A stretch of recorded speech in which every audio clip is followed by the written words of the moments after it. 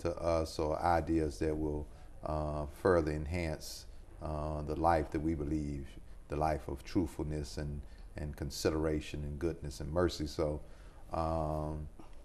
you know, even here, you know, I never tell anybody who to vote for, but at the same time, I would talk about the audacity to hope. And in general, you know, you don't even have to tell anybody.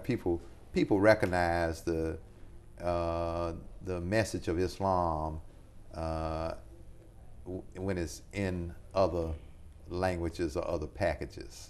And that message is to have a firm belief and be ready to work on that belief, and to go after wealth, not for wealth's sake, but go after wealth so that you can spread it, so that you can uplift people who are less off than you.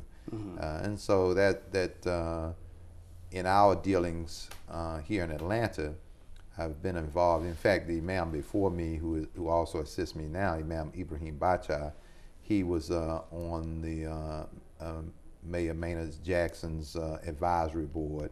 And then the next term, when Maynard came back in office, I was the Imam, and I was on his advisory board. I was on the advisory board for each mayor since Maynard Jackson, including Andrew Young and Bill Campbell, and now I stand on an interfaith advisory board for Shirley Franklin. Now, when you're on these advisory boards, what kind of things do they turn to you? What kind of advice do they turn to you for? Well, politicians have gone full circle now. Now they have a regard and a respect for religious people. And sincere politicians such as Shirley Franklin and Maynard Jackson, they really wanted to know what the religious community was thinking about, and they wanted to bring those thoughts and ideas into the government and the political system. And so what they talk about now, from the value that I have for them now, is that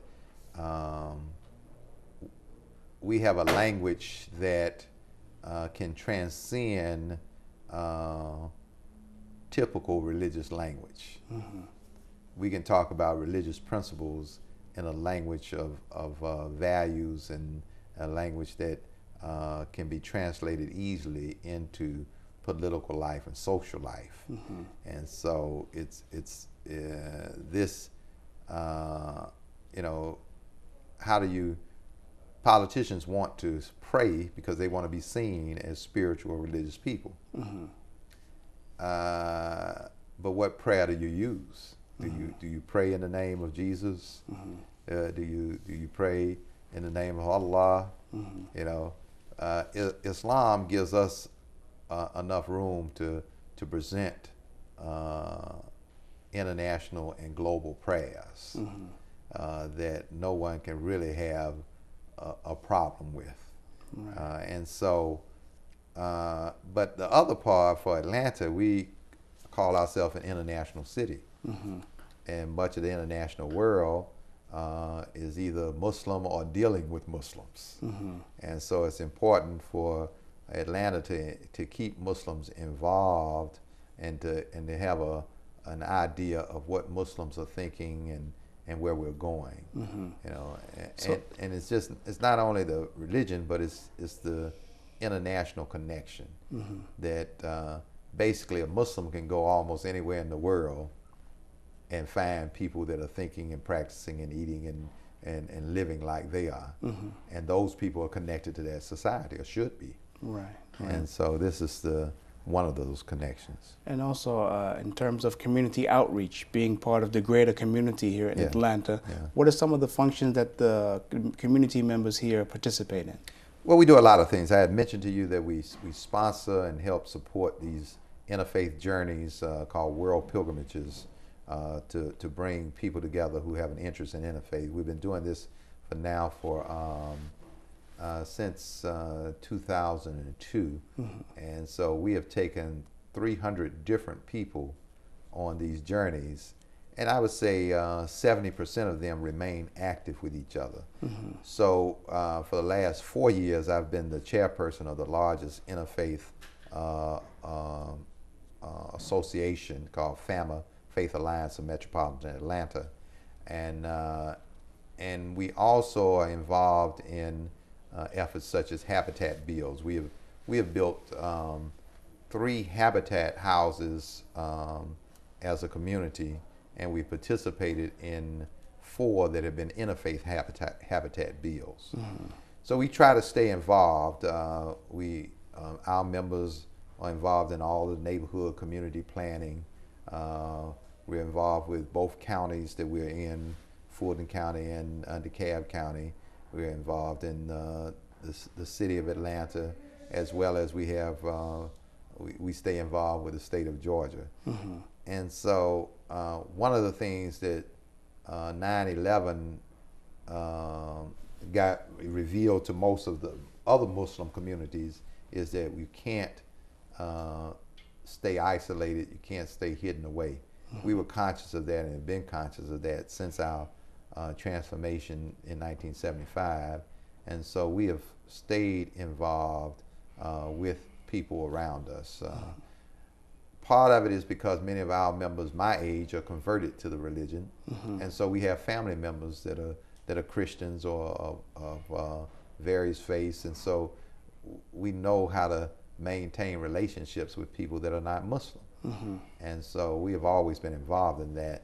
Right. Whereas people who have immigrated here, it takes a little longer, but that's I think 9/11 has sped that along, because all Muslims now know that they can't just feel that it's all right to be by themselves, off to themselves. That their neighbors have to know something about their religion and something about their life. A lot of the misconceptions people have about Islam is just about not knowing Muslims, right? Not seeing their lifestyle. Yeah. After 9/11, we had about 100 phone calls, and 96 of them were saying, "We know that wasn't you, and we're concerned, but we're here to support you, and we hope nothing bad happens." I had 4 calls that said something that might have been called threatening, and most of them was telling me to go back to where I came from. Or to someplace else in Georgia, right? right. Cross town. Cross town. Yeah. So, we feel a part of America, and we want America to be its best, and that's the work we do. That's the work we're involved. And also, there's a school affiliated with the community here. Yeah, we operate a elementary and a high school. The elementary school is called Clara Muhammad Elementary, and the high school is called W. Dean Muhammad High School.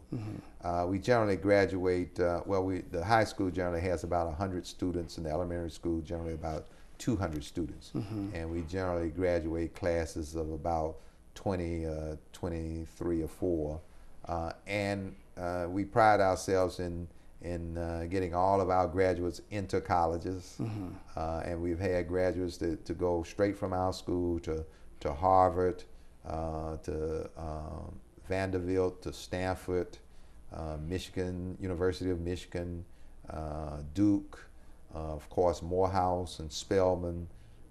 We've had them to go all over the country to some of the best colleges, and we take greater pride in that many of them, in fact, most of them, when they get through, they come back and do some kind of community service with us. Right now, at our school, we have 4 former students who are now back teaching with us. MashaAllah. And also, we now are having our students who have graduated, they're enrolling their children. They have married and had children, and they're enrolling their children in our school. Alhamdulillah. Well, that's the way, people who found it envisioning that it would work that way someday. Yeah. So we're blessed, and we take great pride in it, and we compete in all levels academically, but also even athletically. We compete in the Georgia athletic program, so we